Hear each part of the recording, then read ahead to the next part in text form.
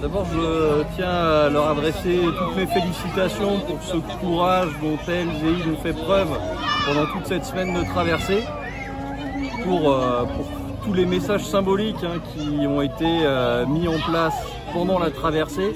Moi, je retiens particulièrement la dernière photo de Rima Hassan avec sa tranche de pastèque proposée à l'armée israélienne. Voilà, et clairement, il fallait un acte symbolique pour montrer à quel point la volonté génocidaire d'empêcher toute aide d'arriver au peuple de Gaza est établie. Voilà, et donc c'est un navire sans armes, un petit navire avec des militants pacifiques, et effectivement ils ont été arraisonnés avec des forces militaires très importantes en plein milieu de la nuit. Voilà, les militants sont enfermés depuis ce moment-là, on n'a toujours pas de nouvelles.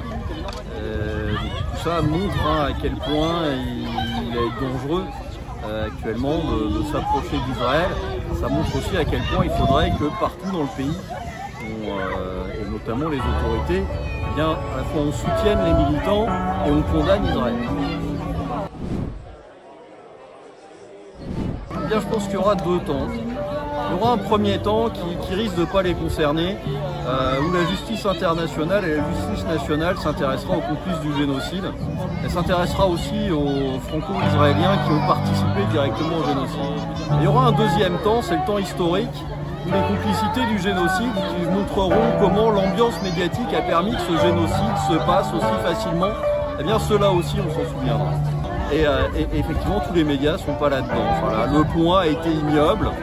Et France Info a traité ça comme une brève, mais juste comme une brève. Ils n'ont pas craché sur l'initiative. Ils n'ont clairement pas donné l'ampleur qu'ils devaient leur donner. Il faudrait qu'il se rende compte qu'il est président d'une grande puissance, qu'il y a 6 de ses compatriotes qui courageusement étaient sur ce navire, et que sa responsabilité maintenant, mais comme tous les jours depuis le 8 octobre, sa responsabilité est de prendre des sanctions vis-à-vis d'Israël.